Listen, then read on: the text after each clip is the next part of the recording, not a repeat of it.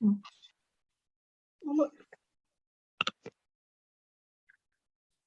it.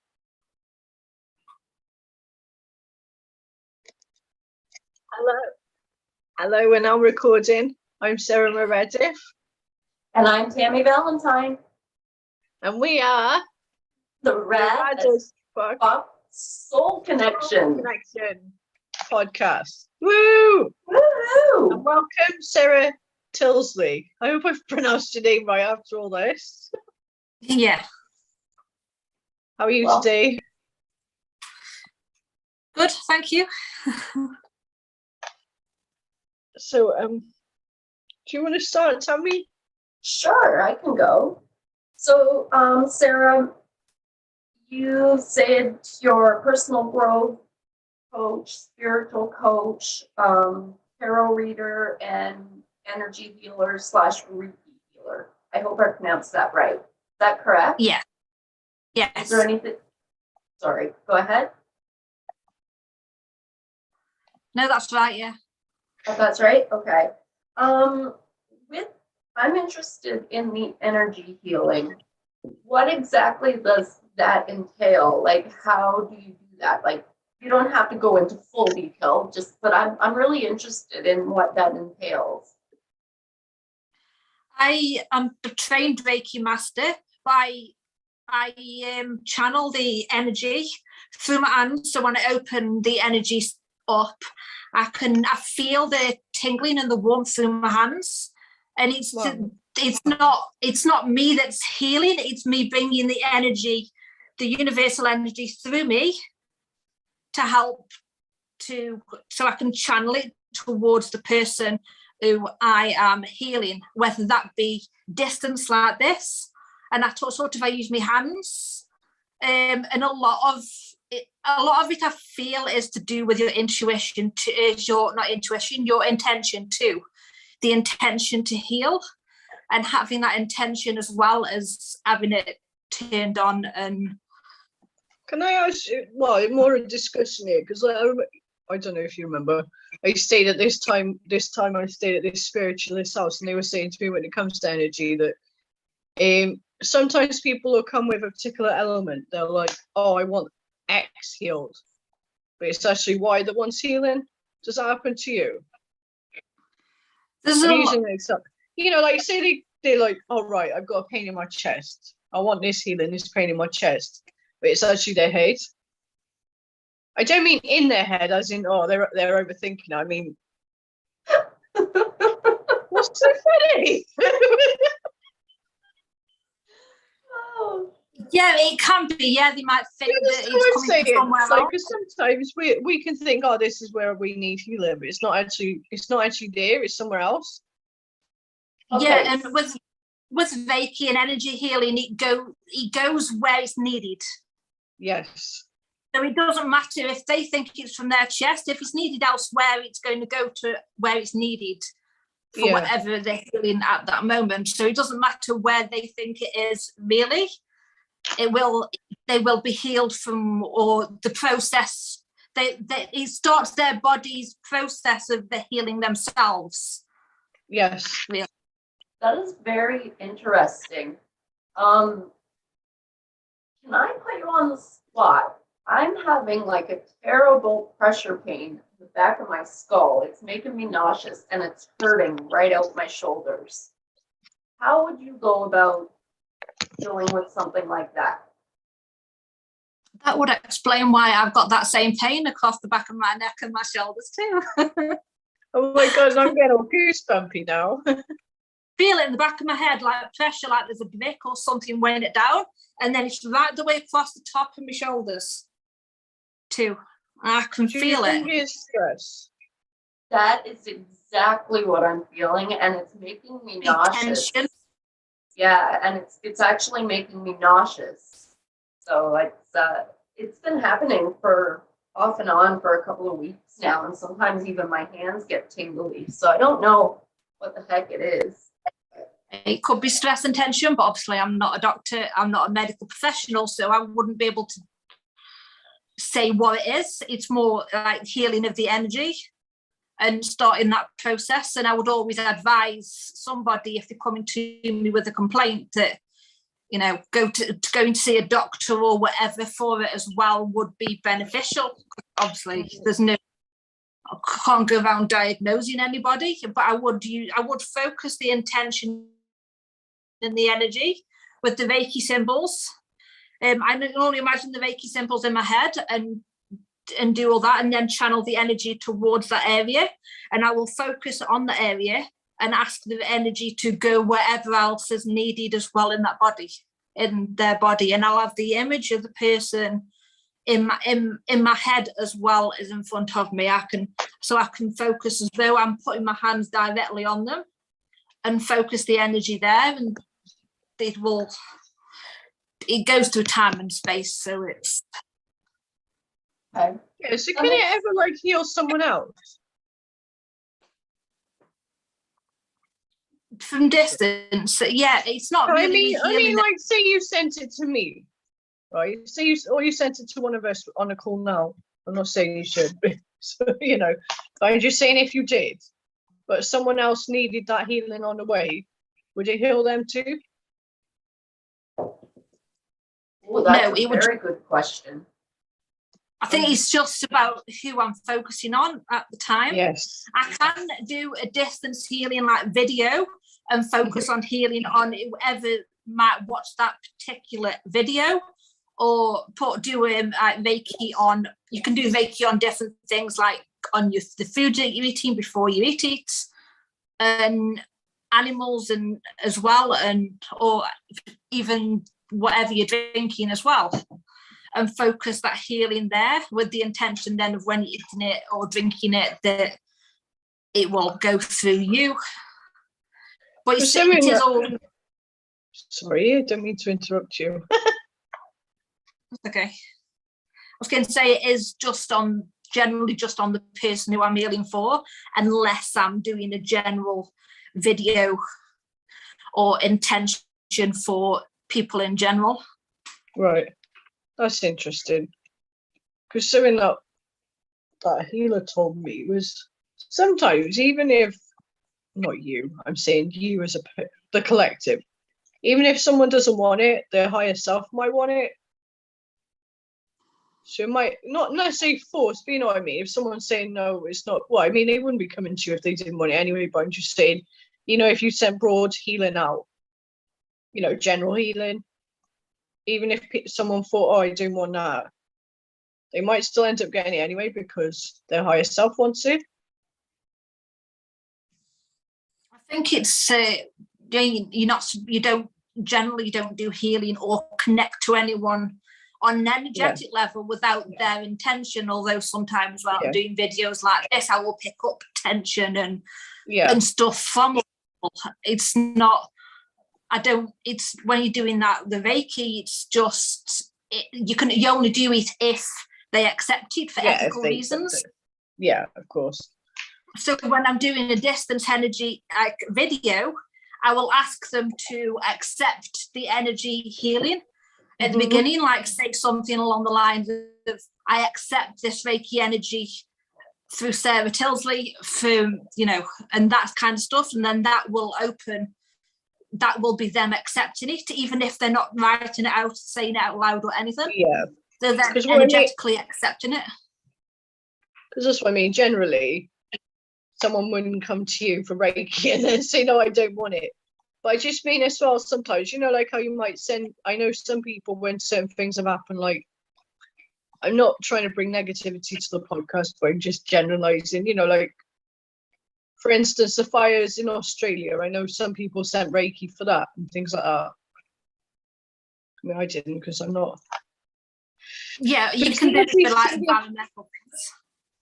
Yeah, I mean, do you see the healing? Do you see the energy, or is it a feeling? For me, I feel it. You don't have to feel anything. But ever since I was attuned to my first Reiki 1, I felt the heat and the tingling in my palms. Whenever I thought about Reiki or intentionally turned that Reiki on, I felt the tingling and the heat in my palms. But some people don't feel anything. Yeah, because That Didn't you makes say sense. to me you learnt?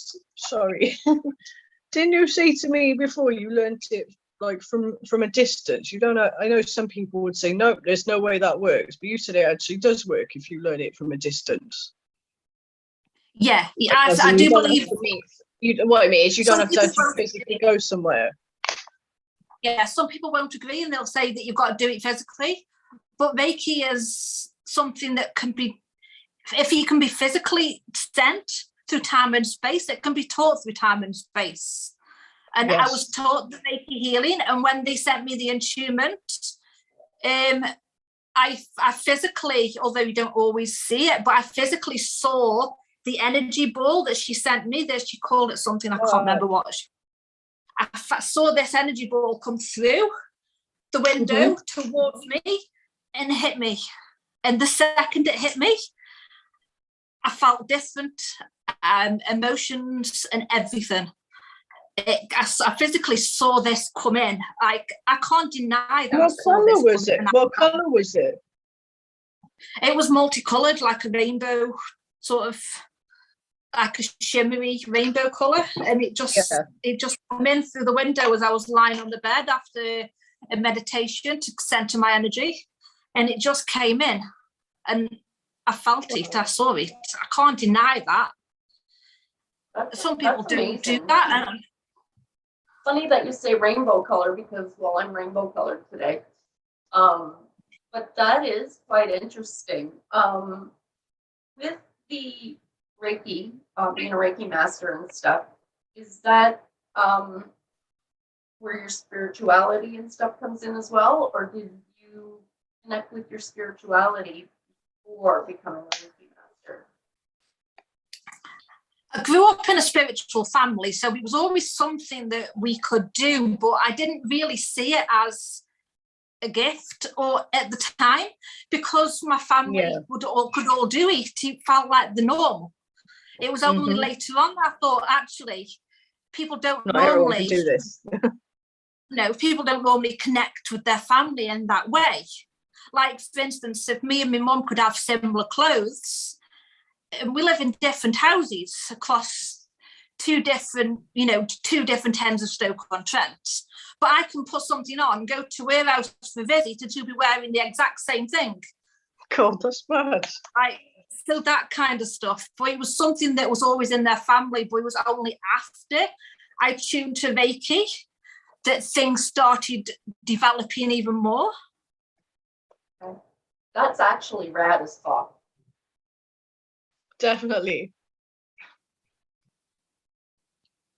I think something that's interesting though, Sarah, is though you say you don't see it, so it shows that, you know, it, because we have had this discussion before with spirit that like for myself, when I've been developing my gifts, I think, oh, because I can't see them like they do in the movies, that means it's not a gift. But I think the truth is it's all different, isn't it? Yeah, it's all different for everybody. I thought the same thing. I thought that I couldn't connect to spirit because I couldn't physically see them in my house, or that if I did physically see spirit, I made it up because they would come and go so quickly. So I'm saying, what sort of did I imagine that? And it's only through trusting that what you are receiving is that I feel like your gifts will grow more by trusting what you're receiving. Yes. Like I get that a lot with the manifestation, like sometimes, because you know the cynic in you, not you, I mean generally everybody ends up thinking, nah, that can't be true. And not all the time, but you know, when you're out on those days where you're like, no, that I can't possibly have manifested that, you realize that you did manifest it. Yeah. And just because you can't see something doesn't mean that it's not happening.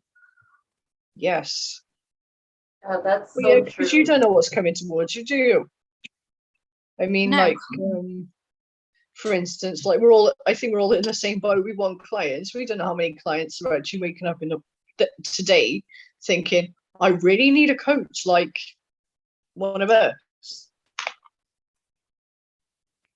Interesting. Yeah. And sometimes, like, randomly, like, you might get like a tax return or something without expecting Yeah. it. It's come to you without, you didn't know it was happening. It's still landed on your doorstep. Yeah. And I think a Well, lot of it is to do with faith. I don't mean like this. Well, sometimes, I think it's okay to have blind faith, because sometimes, like, once you start doubting if your manifestations are coming, if you start thinking, oh, well, what if this isn't true? It'll end up making it happen slower. I'm not saying it won't happen at all, but it just means that, when you start doubting it. Yeah, it delays the process. Yeah, exactly. Like you can't stop the inevitable happening. You can't stop what's meant for you coming your way, but you can slow it down. Yeah, exactly. Well, and that's just what I think this stuff. I would absolutely love manifest a huge tax return on my doorstep. Let me tell you. Well, it's already happened, Tammy. It's already happened. Tell yourself it's already happened. It's already here. I gotta go check my mail. And starting. No, because there's like little techniques you can do, like imagining you had like that, whatever that amount is, imagining you have it in your bank, like writing a check to yourself on the secret website. There's a check called the magic check, and people write an amount to themselves from the universe. Write that number down and imagine how you'd spend that money. I think this is it. The universe and spirit, they love gaps. As in, this is what, as in space. It's making sure there's space for that money and where you want it to go. Yeah, I already have mine mapped out. I know how much I want, and I know where it's going to go. And it is going to do a lot of good for a lot of people. There's some organizations and charities that I really want to donate to. And, the usual stuff that people want, a house, a car, So, I have it all written down. I've even wrote a letter to the universe telling them how blessed and grateful I was for everything that they've done, that it's done for me up to this point. I think I'm finally on the right track with manifestation, but there's still some blocks there for some reason. And I still get that feeling like, that's never going to happen for me. Right. So I think that's delaying the process. What do you think about that? Is that what I'm actually doing? Delaying it by what's the blocks negative thoughts pop in? Where are the blocks coming from? I'm not sure. I feel like I don't deserve the money, or I don't know. It's hard to say, but a lot of it has to do with my past relationship with money. I never ever had a good relationship with money. I always hated it. I thought it was evil, and I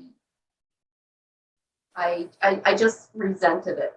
And I as long as I had enough to pay my rent, get groceries, and pay my bills, I didn't care if there was extra in the bank. I didn't want it there because I knew I would just spend it on useless stuff or wine.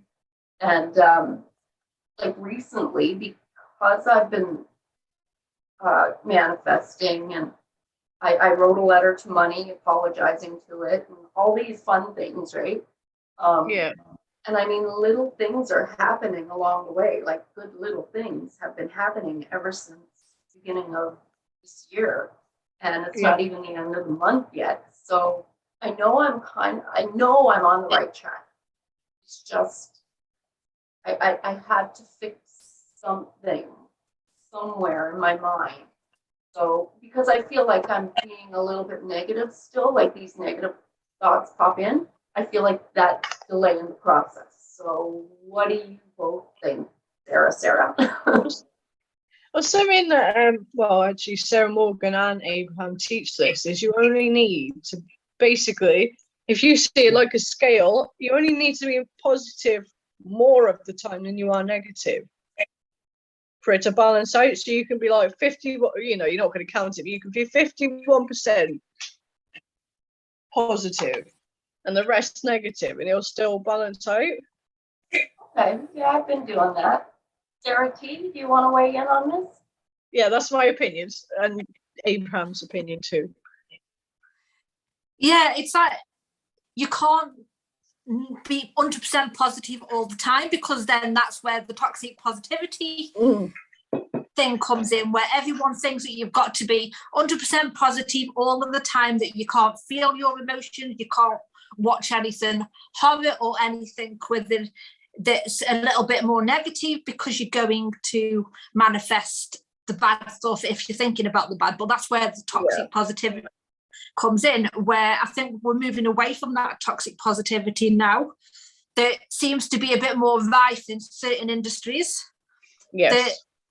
People are sort of realizing now that they can't be 100% positive. That in the 3D on this earth, we have to experience every emotion and every range of emotions. That's why we're here, to experience the 3D. And we can't do that unless we have some kind of negative or feelings or any lower vibration feelings, because it's part of duality. Okay, that I mean, makes sense. for me personally, because of how sensitive I am, I can't watch horror, I can't watch like murder mysteries or anything like that. I stay away from it. Does that make me bad? No, I don't think that makes you bad at all. I think that just makes you really sensitive, and that's okay. Like, you know. Well, literally, what was it? I think you posted on this. Sorry, sir. Did you hear what I said? I just said it doesn't make me, like, I find negativity in other ways. Like, see, this is it. I think something that, like, I wouldn't go chase. It's hard to explain, isn't it? Like, I personally think toxic negativity can be just the same. I think it's a balance, isn't it?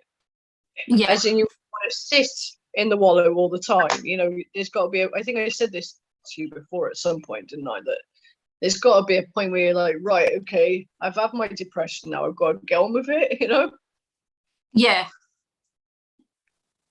That makes sense. It's like sort of designate. They say to sort of designate a time where this is where I'm going to feel and really feel, and then it's right. Okay, now I've done that, I'm going to carry on. Yeah. Oh yeah. Because this is what I think with limiting beliefs. I think it's okay to visit those limiting beliefs, but like for me, we're not going to go into it on this podcast, but some of the limiting beliefs I've got are so way deep from the past that A, it hurts to go back there, and B, if I go back there, I end up feeling bad, and also just sometimes you have to just okay, I know this is what the belief is. Right, there's a saying, isn't there? Focus on building the new, not fighting the old.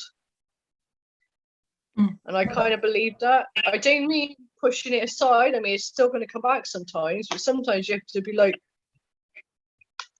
you still have some control. What I mean is you still have good control over whether you do that sales call. You still have control over whether you post or not. So it's about pushing. I don't mean you, I meant anybody. I mean myself even.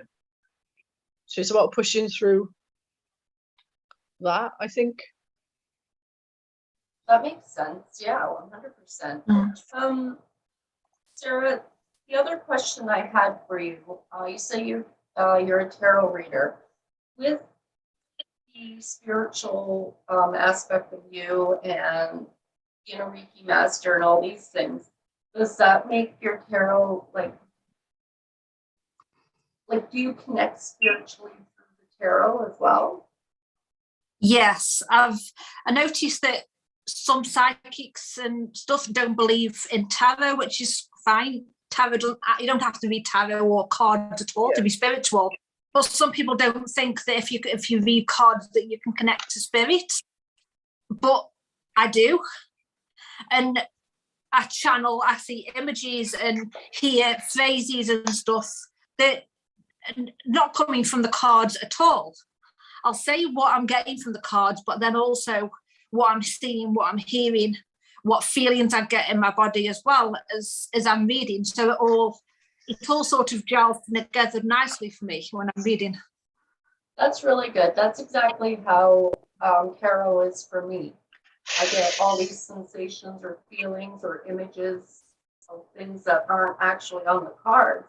But I find that the spiritual aspect that I have and that I can connect with spirit world, does help me better with tarot readings. Like it helps be more accurate.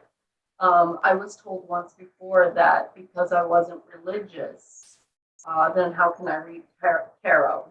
Have you ever gotten anything like that yourself? Like, has anyone ever said anything like that to you? Because you're not religious, did they say? Yeah. Yeah, Oh, they so there's figure two if I'm words, not we- religious, yeah, they figure I have to be religious, very religious, in order to be spiritual and be able to read tarot. But to me, spirituality and religion are two different things. It's Like, more I like, the other way around. As in, you yeah, can't be that's gonna religious say. if you're spiritual. A lot of people think you can't be religious if you're spiritual, or you can't be religious if you read tarot. But I mean, you I can think you be can. whatever you want. Yeah. You can still believe in God or Allah or Whatever, yeah, whatever your beliefs are. whatever your beliefs are, and still read tarot. I'm not religious, Me too. but I still read tarot. Yeah, I know there's a higher power. I know there's the universe, and I talk to the universe and my higher power all the time.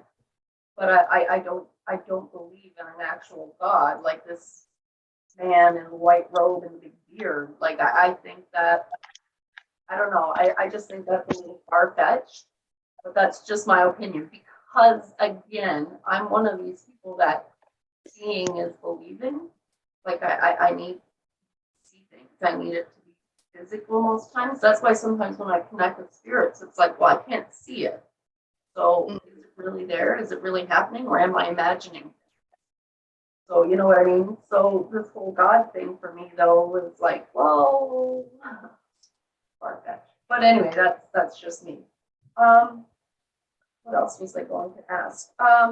So with your personal growth coaching, do you connect that with your spirituality? Like, is it combined or is it two separate aspects? I like to connect to the energy as well. So more so I can feel what they feel, so I can sort of empathize with them more. It helps like build rapport as well. If you know what they're going through and you're feeling what they're feeling as you're going through, it can help build rapport with them as well and help them feel a bit more comfortable to then open up and maybe then even go on and hopefully do the work that they need to do to grow. Okay. That's really good. Yeah, it's good that you have all of these four main aspects that we spoke about. It's good that you have all of these because it really helps. Like every aspect of your business is combined, and it's really good that you do all these things. How long have you been doing the coaching and the? I don't think I asked you this at the beginning. How long have you been a Reiki master? Like when did that happen for you? I started my business about 3 years ago. Tarot I'd been doing since about 2010, like just for myself, really. Reiki, I think I finished all my attunements maybe about 6 months to a year. I can't remember exactly, before I started this business. I just didn't have the confidence in myself quite yet to put myself out there. That makes a lot of sense actually. I was just wondering, I don't know if Sarah Ann will agree with me, but I was just wondering if you wanted to pull a card for each of us before we end the podcast. Yeah, if that's what you want. What? I would quite like that. Would that be okay for you, Sarah, as well? Yeah, that's fine. So long as it's not one of the ones that, yes, leave him. Oh, jeez. No, You because there was always, one you time, always wasn't it? go You to did a reading. You did a reading for me in your group, and it was like, you always there's go someone to that's the not being negative truthful first. with you, and I'm like, I know who that is. Funny. Let's start with Tammy. Okay. I am here and I am ready. No,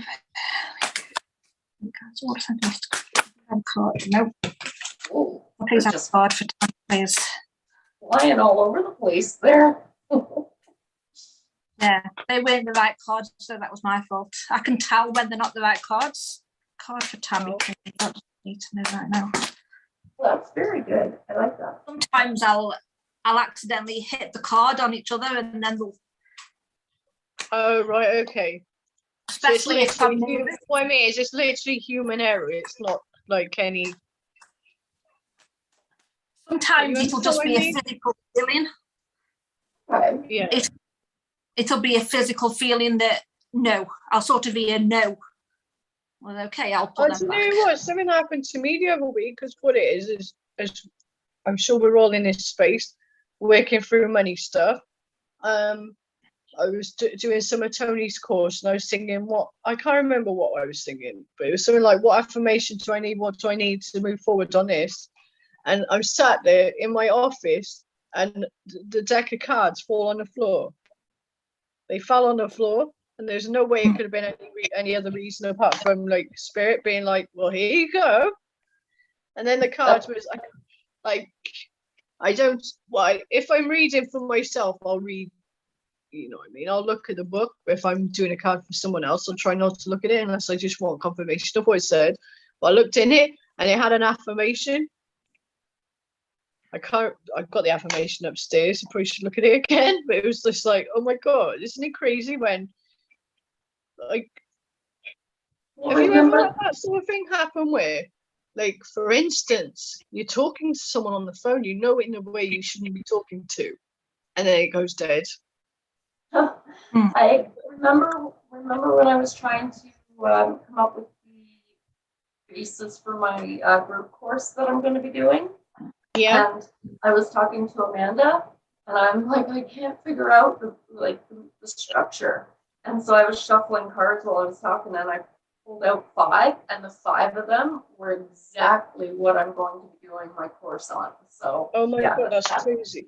Well, not crazy in about, I just like, when I say crazy, I mean, oh my god, I love it. Yeah. Okay, Sarah T, I'm ready. Yeah, I'm sorry. Page of Wands, Tammy. Page of Wands. So it's just starting out on a passion project, something that's creative, something that you're excited about, something that really lights you up. That's really, yeah, it feels a lot more about passion and excitement with it. I can feel it, like you can't wait to get it out there. You can't wait to get going with it. It's like, it makes, the first thing I thought when I read this was like this podcast being one of them, like something new, something that could really, whether it being a passion project, it's something that's your heart and soul are in, that it's something that's going to be good for you, for your growth as well, I feel as well. Well, I am quite excited about that, and I'm very excited about this podcast. I've had a good feeling about it right from the beginning when we spoke about it. So this could be one of them. And my other passion project will be my group course that I'll be teaching. So, yay!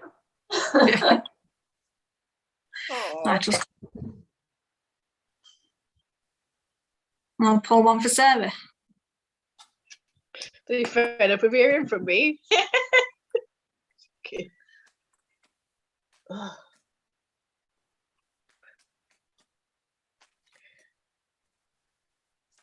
Get air. Okay, she's ready. Two of Pentacles, Sarah. So you're trying to create balance with your finances. It feels like a balance between your incomings and outgoings, trying to get the right balance between how you're spending money and what money's coming in, and trying to create that right balance with your finances as well. Try not to limit yourself to what your income, where your income's coming from as well. I'm hearing, don't let yourself be tied down to whatever your income streams are. Oh my god! As well. Sorry. What, the ones that they are now? Because like this, right? I'll be honest. Like yesterday, and as you know this, well, you both know this. Yesterday, I was like, "Fuck this! I can't be asked being in a situation where I'm skinned and I can't put gas on because there's no money." Do you know what I mean? And I said to Tony yesterday, I mean, I still believe, right? Don't get me wrong. You can be grateful for what you have, but equally, sometimes what you have is not good enough for you. If you know what I mean. You know, it's okay to want more. And I think that card's just really confirmed how I'm feeling. So in other words, it's meaning don't limit myself by what I'm already doing, you mean? Is that what it means? Yeah, I mean, expand your income choices. Don't energetically limit yourself either. Make sure there's no underlying thing as, well, I can't earn money this way or that way or whatever. Because I mean, I've been thinking lately, right. And I realized this last night, this is a limiting belief. Like I've been thinking, I will do surveys, or I will do this, or I will do that, while I'm getting money through my business. But of course, I'm spending so much time doing surveys, doing other things, and not getting money through my business. So instead, like, what I mean is, it's almost like, I think sometimes we do this as entrepreneurs. I've got no problem with anyone having a support job if they need a support job, but sometimes, like I know for me, now I should be saying I earn money through my business. It's okay to earn money through my business. It's not like a sideline. Like I've been treating it a bit like a hobby, which I open up to. That's where I came from yesterday. It was like some people in the online space say, I'm not earning any money, I'm not happy, I'm not earning any money. It's like, well, if you're treating it like a hobby, that's exactly what's going to happen. That's fine. Like, it's not you know what I mean? I'm not judging anyone. It's not a judgment call. I'm just saying, if you're going to treat it like a hobby, be open with yourself about it. Okay, so I have a question on that. What I said, or what Sarah said, sorry. Although we're both Sarahs, it's very confusing. Yeah. Well, I want to ask Sarah T. What I was going to say about that is, yes, my online business will be my main source of income, but it is also a passion project. Like, it's just something I'm really excited about doing. So does that mean that it's going to be more like a hobby for me, Sarah, or will I actually earn income with it? I can't really answer yes or no with that. I think if you're really passionate about it, your energy's behind it, you could make an income with it quite easily. I think a lot of people think that you've got like just do what the market wants and not what you really want to do. I think it can be both. It's got to be both. You've got to have some passion behind it and some energy behind it. If you're just doing what the market wants, you might make money. People might make money that way, but it's not. They're not going to be happy, and it might not even be stable. Yeah. Well, I love the things I'm doing. I love the projects that I have lined up and on the go for this year. So I'm very excited about them, and I would definitely love to make income. But if that don't happen, at least I know that it's things I love and enjoy doing. Right. I also think it's okay as well to actually earn money from your hobby. I think this myth that you can't make money out of what you enjoy is a myth. And if anything, like I thought this yesterday, I'm not saying working mean like, well, when you work very often when we go to what we call a normal job, we don't enjoy it. We probably don't put the time. What I mean is we don't put ourselves much into it. We might do our best. We're probably not going to do it. What I mean is we're not going to have that passion behind it. We're not going to give 100%. We're not going to give our best, really. We might think we do. So in a way, by not doing our business, by not doing the things we're proud of and we're passionate about, we're actually doing ourselves a disservice. We're doing a disservice to the future clients. Whereas I think by like being honest about prices, for the clients especially, we're teaching them it's okay to charge for their prices, because they're no doubt going to be coming. Well, they might not be business owners, but I think you go for business owners, don't you? Go for business owners. Oh, but you know what I mean. But so, you know, as a business owner who's teaching other business owners how to earn money, by us charging them, we're also teaching them that they can charge people. So it's all that sort of beautiful movement of money. That's all it is, isn't it? It's just movement. It's like water.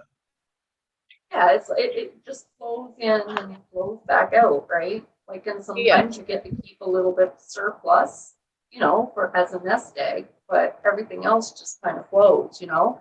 Like yesterday when I was thanking the universe and I was grateful for things, I actually thanked them for the bills I get, because without getting the bills, well, where would I put this money? You know? So I don't know if that was the right way to do it, but I thought I'd try something new.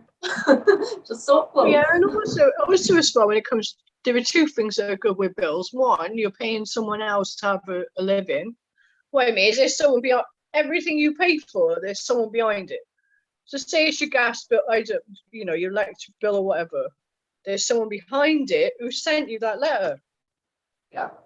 Exactly, you know? right? So it's paying their salary, it's paying for our service, and it's just, you know, it's a natural balance, I think. And also someone actually said, be grateful to them that they trust you enough to pay it. Yeah, exactly. That makes sense. Did you have anything to add to that, Sarah T? I think as well, the last initials now. Like whatever, like when I'm paying bills, like I have for like the last several years, that when I'm paying the bills, I get into that state of happiness and excitement before I pay it. So when I pay it out, I pay it in that feeling of excitement and happiness, but also say thank you when I'm when I'm paying bills and when I'm receiving money as well.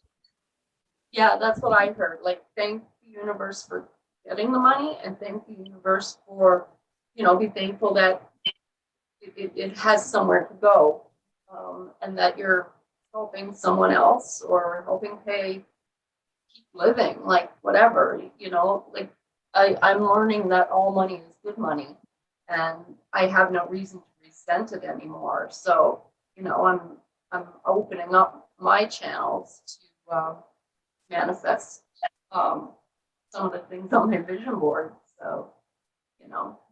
Yeah, there's something that her name's Katie Hallowell, and she said in like the course I did with her, she said about being a clear funnel, and if you're not a clear funnel, it's not easy for the spirit and the universe to bring what you want. Yeah. Did you have any other questions, Sarah M or Sarah T? Yeah, I was going to ask you about perhaps your spiritual routine. Do you have one? I know you. Or what does it look like? I think with spiritual routines, sometimes people try to make it like a set thing every day. Yeah. But then if you do that set thing every day, it can become monotonous and boring and just another thing on your to-do list, and then it doesn't work. I like to create a bit of a change in my spiritual routine, and sometimes I'll do certain things and sometimes I won't, and try to add a bit more, inject a bit more excitement into it. So if sometimes I feel like meditating for 20 minutes, I will do that. Sometimes I just feel like stopping and connecting to my breath and focusing on my breath for a few seconds, and that's enough. I always like to start with grounding and protection anyway, but that can happen so quickly. You can just like focus on your breath, like imagine roots coming from your feet. right down to the centre of the earth where there's a ball of light, right back up the roots again and protecting you in a bubble. And that can happen so quickly, however fast you can think it's happening, it can happen. Yes. And do you prefer to do your meditation or your spiritual routine inside or outside, or does it not matter? What do you feel more connected with? I prefer to be inside because people, but apart from that, I don't. You're gonna say that. Oh, fucking people. I prefer to be inside, but I have done grounding outside where I've gone barefoot in the earth. And the difference between grounding inside and outside, to me, is huge. When I'm standing in the earth and in my feet, the pull and the heaviness I can feel towards the earth when I'm properly grounding me. I feel the actual pull into the earth a lot more than when I'm grounding using the roots, although I still feel the pull and I know it's happening. Yeah. Okay. But I don't like to do it. I like that. I like being out in nature, not in the winter. It's too fucking cold. Oh, is this when we haven't seen any pictures outside? But in the spring and summer and fall, I love outside and I love like connecting with nature, and you know, I just feel that it's more grounding and it's more cleansing, I think.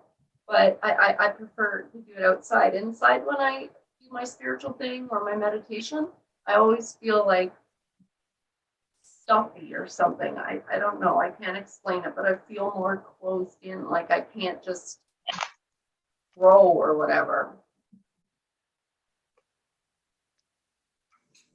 Something like Yeah. Silence, tumbleweeds going by, crickets chirping. I got silence. So something I find quite calming is touching trees. Sometimes, you know, when I've taken me to the park, if I've been feeling a bit, because like as Sarah said, people. There's something you said to me as well, Sarah. It's like, what you don't realise as well. Sorry, talking about people, is you don't realise how many spirit guides are with them. So, you know, sometimes you could walk in a room or walk in a supermarket or something and see, like, you think you're only seeing the people that are in the room. But if they've got like 3 or 4 spirit guides with them, you're feeling them too. Yeah, sort of happened. Because I used to say, sorry. Before I knew I could really connect, I'd go outside and around people, and this feels way too crowded, like I feel squashed. Even if they're not so close to me, I feel your energies around and it's too squashed and it's too much, and it caused a lot more anxiety until I learned to deal with it and connect and close down. Can you actually walk into a room, right, and not like literally there not be any people in there, but there still actually be spirits in there? And because like sometimes I've walked into a room and just not wanted to be in there, and I can't explain why. I feel the energy of whatever situations has happened in that room prior. So if somebody's had an argument in that room beforehand, I can go visit someone and I can tell instantly the energy is so different, and I'll want to leave. I don't, obviously, you can't just disappear out of families. You know, just because the energy in the room feels off. But I know and it's only later when they say what's happened that I'm like, yeah, that makes sense. Well, I just wanted to add one thing. The last couple of minutes, the pain in the base of my skull is pretty much gone, and so is the tingling across my shoulders. So I don't know if we've done anything or if it just went away on its own, but it is feeling much lighter and less than it was. It might be the energy with the Reiki energy when we were talking about it at the beginning, because I was talking about it like I felt it come on. So it's probably just going to you because you were talking about it then and asking what I'd do with it and what I'd do to help. And it's sort of, it's just. Can you say your name now? Can you feel the pain in your neck anymore? Just slight pressure, not as much. It doesn't feel like it's heavy. Yeah, exactly. And that it's like it's still there. It just doesn't feel as tight and as like it feels like really like my skull is being squeezed, but it feels like that's loosening up now. Hmm. But anyway, Sarah T, really lovely having you. Oh, it's What was that? just a very quick one, because I like to ask this of all guests. If someone was starting their spiritual journey now, what advice would you give them? Or if they're confused, or they don't have to. Oh, there's me changing the question. Well, I mean, no, you know what I mean. They're like, they don't have to be starting. They could very well be halfway through. But just, have you got any advice to anybody listening? I think it's best to keep it simple. If you try to keep it simple and not try to overwhelm yourself, don't feel like you've got to do all the things to be spiritual. Like, you don't feel like you've got to journal and meditate for 20 minutes in the middle of the floor going and do whatever you want to do, you know, whatever, and light candles and do cards, and you don't have to do it all.